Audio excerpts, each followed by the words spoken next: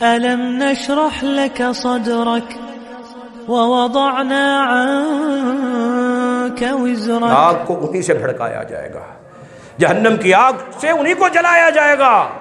آپ شادی ہو، کوئی فنکشن ہو، دیگ پکانے لگتے ہیں، موٹی موٹی لکڑیاں آگ نہیں پکڑتی، پھر باریک باریک کوئی نرم چیزیں، کوئی چیز اس طرح کی چیزیں لے کر آگ کو بھڑکانے کے لیے، جلانے کے لیے کہ تیزی سے بھڑکے، جلدی بھڑکے. سب سے پہلے جہنم کی آگ کو جلانے کے لیے جن لوگوں کو ڈالا جائے گا وہ کون ہوں گے؟ ابھی نبی فرماتے ہیں کوئی کافر مشرک نہیں. کون؟ اللہ اکبر. کہ سب سے پہلے ایک عالم لایا جائے گا اور اسے سب سے پہلے جہنم میں ڈالا جائے گا. اللہ اکبر. قاری قرآن ہوگا، حافظ قرآن ہوگا، قرآن کی تعلیم دینے والا، قرآن کا پڑھنے والا. اللہ اس سے پوچھے گا بما عملتا، کیا عمل کیا؟ کہے گا کہ اللہ میں نے قرآن پڑھا تھا اور لوگوں کو پڑھایا تھا. اللہ فرماتا ہے کہ واقعی تو نے ایسا کیا تھا، لیکن لتقال انک قاری، تیری نیت یہ تھی کہ لوگ مجھے بڑا قاری کہیں، بڑا عالم کہیں، بڑے مفتی کہیں. تمہاری نیت یہ تھی. وقد قیل لک، کہہ دیا گیا دنیا کے اندر. آج تم مجھ سے کیا چاہتے ہو؟ اللہ فرشتوں کو حکم دے گا کہ اسحبوا بہ الی جہنم، جاؤ جا کر اس کو سب سے پہلے جہنم کے اندر ڈالو.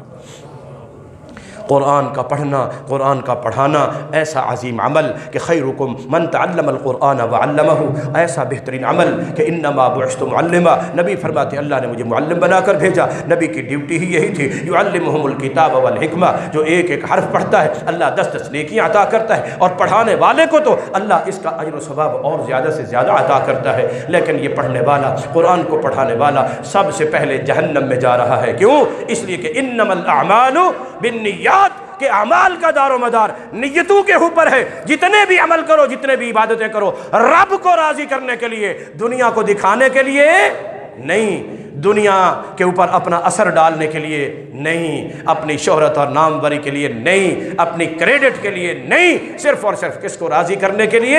اللہ کو راضی کرنے کے لیے.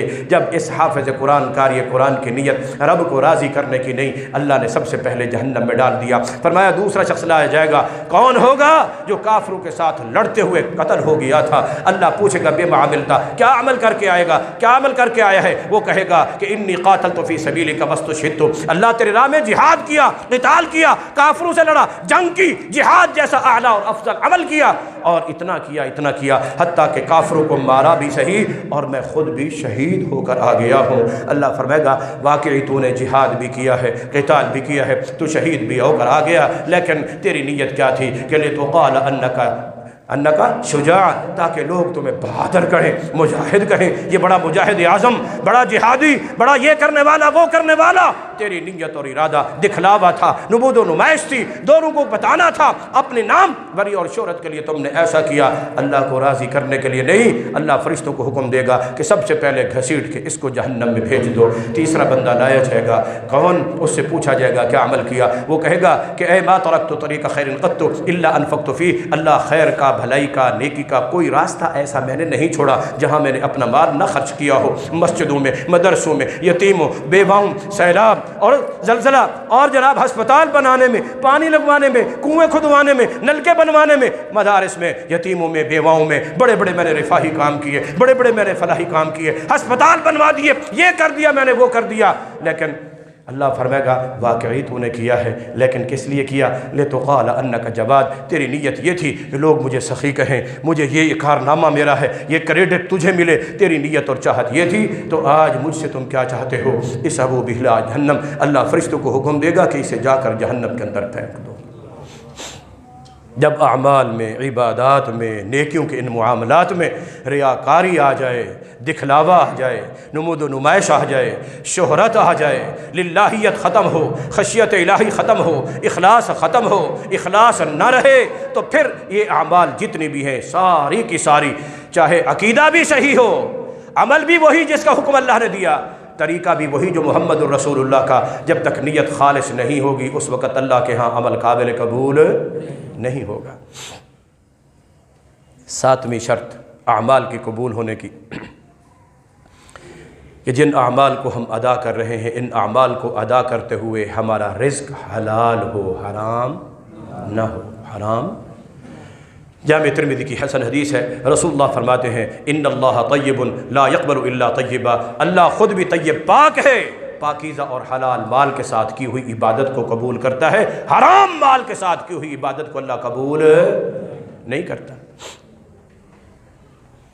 امام الانبیاء جناب محمد الرسول اللہ اللہ اکبر صلی اللہ فرماتے ہیں رب اشعث اغبر محرم ملتزم بباب الکعبہ، بہت سے ایسے لوگ احرام باندھا ہوا ہوتا ہے، سرگرد و غبار آلود ہوتا ہے، اور عمرہ کرتے ہوئے بیت اللہ کے دروازے کو آ کر چمٹ کر حج کرنے کے لیے، عمرہ کرنے کے لیے آئے ہیں، اور آ کر دروازے بیت اللہ کے چمٹ کر دعائیں کرتے ہیں، لیکن لا یستجاب لہ، ان کی دعائیں قبول نہیں ہوتی۔ کیوں؟ مأکلہ حرام ومشربہ حرام وملبسہ حرام، کھانا حرام کا، پینا حرام کا، پہننا حرام کا، تو انا یستجاب لہ، پھر ان کی عبادت یہ دعا کیسے قبول ہو؟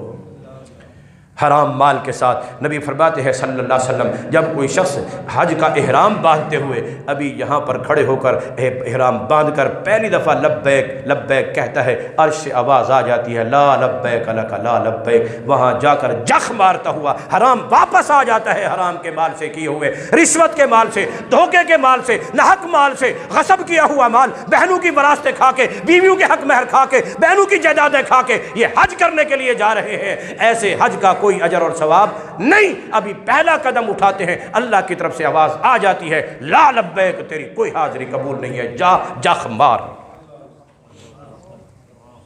ہاں، جو رزق حلال کے ساتھ جاتا ہے، رزق حلال کے ساتھ احرام باندھ کے وہ پہلا قدم اٹھاتا ہے، لبیک یہ کہتا ہے، اللہ تعالیٰ کی طرف سے بھی لبیک کی صدا آ جاتی ہے، تیری حاضری قبول ہے، تیری حاضری قبول ہے، حج تیرا مبرور ہے۔ اللہ اکبر۔ اور میرے بھائیو، اتنی بڑی مسجد کا جو حال ہے، یہ سارے کا سارا زمزم کے پانی سے بھرا ہوا ہو، اور اوپر تھوڑا سا سوراخ ہو، اس پہ کوئی چھوٹا بچہ چڑھ جائے اور یوں جھانک کے دیکھے اتنا بڑا، تو اس کا ڈر کی وجہ سے پیشاب نکل جائے، اور چند قطرے اسی مسجد کے زمزم کے بھرے ہوئے اس ٹینک کے اندر وہ چند قطرے اس کے پیشاب کے گر جائیں زمزم میں، کیا میں اور آپ اس میں سے پینا گوارا؟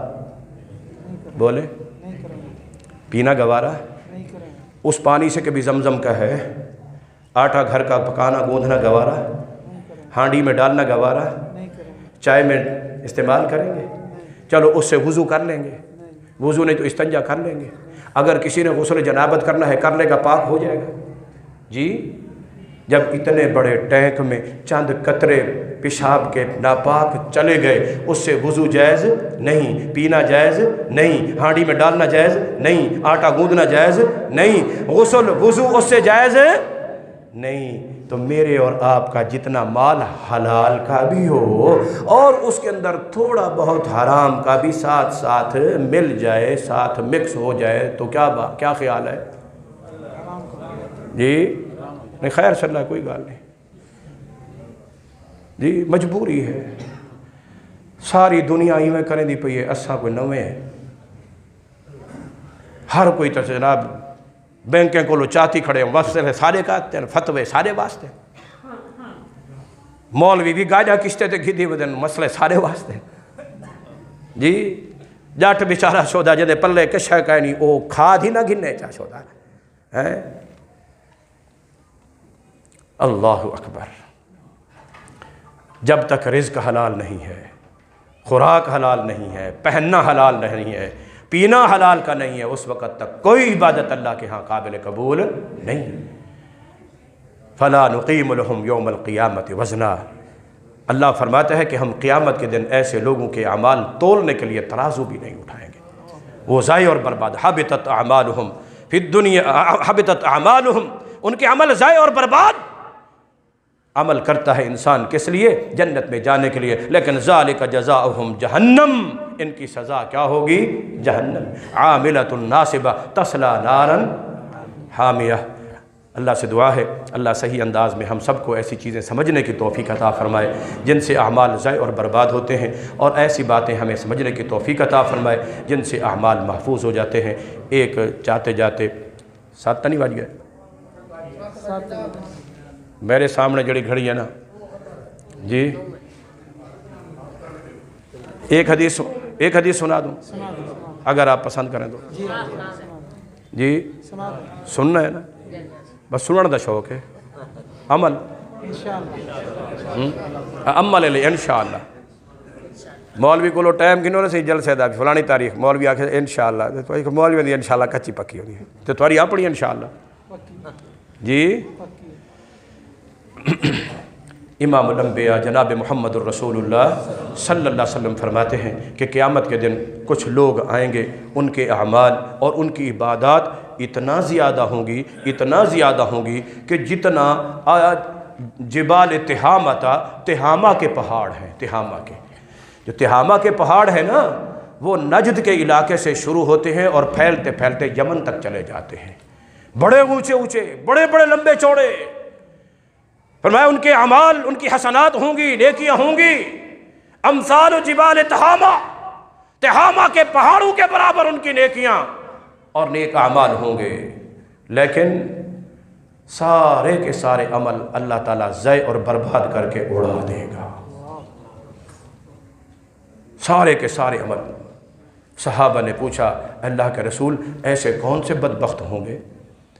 نبی سے فرمایا اولئک الذین، یہ وہ لوگ ہوں گے کہ وہ جب اکیلے ہوتے ہوں تو انتہکوا محارم اللہ، جو اللہ کی حرام کی ہوئی چیزیں ہیں ان کو توڑتے ہیں جب اکیلے ہوتے ہیں، لوگوں کے سامنے متقی، لوگوں کے سامنے پرہیزگار، لوگوں کے سامنے عبادت گزار، مگر جب اکیلے ہوتے ہیں تو پھر اس وقت اللہ تعالیٰ کی حرمتوں کو پامال کرتے ہیں۔ اللہ تعالیٰ نے جن چیزوں کو حرام کیا ان کو کیا کرتے ہیں جی؟ جب لوگوں میں بیٹھے ہیں تو پھر مولوی کی تقریر لگا دی، جب لوگوں میں بیٹھے ہیں قرآن کی تلاوت لگا دی، جب لوگوں میں بیٹھے ہیں کوئی دینی مذہبی چینل چلا دیا، اور کچھ نہیں تو ڈاکٹر زاہد کو دکھا دیا یار دیکھو کیسی جی۔ مگر جب اکیلا وقت ہوتا ہے گھر میں یا کسی بھی جگہ پر کوئی اور دوسرا نہیں ہوتا سوائے رب کے، پھر وہی کیا کرتے ہیں؟ اللہ تعالیٰ کی حرمتوں کو، اللہ نے جن چیزوں کو حرام کیا پھر ان کی حرمتوں کو توڑ دیتے ہیں۔ اکیلے اپنے گھروں میں یا اپنے جیسے ہی کچھ بدبخت لوگوں کے سامنے، اولاد سے بھی چوری، گھر والوں سے بھی چوری، بعض اوقات دروازہ بند کر کے ہم کیا کیا چیزیں دیکھتے ہیں اس میں، وہ چیزیں کہ جن کو اللہ نے کیا کیا؟ حرام کیا۔ فرمایا ایسے لوگ اللہ اکبر، جس وقت نبی صلی اللہ علیہ وسلم نے یہ حدیث ارشاد فرمائی تھی اس وقت ممکن نہیں تھا، ایک بات تو یہ کہ صحابہ ایسے ایمان اور عمل والے تھے جو ان کا ظاہر تھا وہی ان کا باطن تھا، اور ان کے پاس ایسی کوئی چیز نہیں تھی کہ اکیلے جا کر کوئی گناہ کر لیں، مگر آج یہ ایک ایسی چیز ہے اکیلے ہو کر اس کے پر ہم جو گناہ کر سکتے ہیں جی۔ اللہ اکبر۔ فرمایا جو لوگ اللہ کی حرام کی ہوئی حرمتوں کو توڑتے ہیں، پامال کرتے ہیں، ان کا لحاظ نہیں کرتے، ان کی بھی تمام کی تمام عبادتیں، نیکیاں تہامہ پہاڑ کے برابر ہی کیوں نہ ہوں، اللہ ساری کی ساری ضائع اور برباد کر دیتا ہے۔ اپنے دلوں کو پاک کیجئے، دماغوں کو پاک کیجئے، اعمال کو پاک کیجئے، نگاہوں کو پاک کیجئے، گھروں کو پاک کیجئے، ان تمام بیماریوں سے، تمام محارم سے، تمام حرام کی ہوئی چیزوں سے اپنے آپ کو قوا انفسکم واہلیکم نارا، اپنے اہل و عیال کو بھی، کہیں ڈرامے ہیں، کہیں فلمیں ہیں، کہیں گانے ہیں، کہیں ہنسی مذاق کے لیے فنی کلپ ہیں جن کے اندر بےہودگی ہے، جن کے اندر خلاف شریعت بھی بعض اوقات استہزاء ہوتے ہیں۔ یہاں جو بات آئی تھی نا اللہ اکبر قرآن مجید کی انہی آیات میں کہ ان لوگوں کے اعمال ضائع اور برباد ہو گئے ہیں، تو ان کے اندر ذکر اللہ رب العالمین نے ان لوگوں کا بے آیات تھی۔ اللہ اکبر۔ وَاتَّخَذُوا آیَاتِي وَرُسُلِي هُزُوًا، انہوں نے میری آیتوں کو بھی جو ہے وہ مذاق کا نشانہ بنا لیا، میرے رسولوں کو بھی مذاق کا نشانہ بنا لیا۔ آج نبی کے اوپر بھی استہزاء کیے جاتے ہیں جی، کسی کی بڑی داڑھی دیکھ کر کہا جاتا ہے یہ داڑھی ہے یا جھاڑی ہے، یہ اس بندے کے اوپر اعتراض نہیں ہے، یہ نبی کے اوپر اعتراض ہے، یہ مذاق ہے تو نبی کے ساتھ ہے۔ اللہ اکبر۔ اور اسی طرح اللہ تعالیٰ کی آیات کا بھی استہزاء، قرآن کی آیات کا استہزاء، احکام دینیہ کا استہزاء، اور اللہ اکبر علماء کا مذاق تو معمولی بات ہے۔ اہل علم کا مذاق تو دینی معمولی بات ہے، علماء کو مذاق کا نشانہ کیوں بنا دیا؟ کتنی مثالیں جو ہیں ہمارے ماحول اور معاشرے میں ایسی مشہور ہیں جو بیچارے ملا کے بارے میں ہیں، اے مولوی دا پتر جی دے منہ کر باوے خیر صحیح دے واسطے جی ہیں، اللہ اکبر، یہ کس لیے؟ یہ علماء کے اوپر طنز، یہ علماء کا استہزاء، یہ مذاقیں، یہ کس لیے؟ کہ جب عالم کو مشکوک کر دو گے، اس کے کردار کو مشکوک کر دو گے تو دین سارا مشکوک ہو جائے گا، بس تمہاری جان چھوٹے گی۔ اور اہل علم کو بھی، علماء کو بھی، ائمہ خطباء کو بھی چاہیے کہ وہ اپنے مقام کو سمجھیں، اپنے مرتبے کو سمجھیں، اپنی حیثیت کو سمجھیں۔ انما العلماء ورثۃ الانبیاء، یہ انبیاء کے وارث ہیں، تو پھر اپنے اندر وہ نبیوں والی وراثت اپنے اندر اس کا حق پیدا کریں۔ دیر زیادہ ہو گئی ہے، معذرت چاہتا ہوں، ناراض تو نہیں ہوں گے؟ اللہ تعالی ہم سب کو عمل کی توفیق عطا فرمائے۔ وآخر دعوانا ان الحمد للہ رب العالمین۔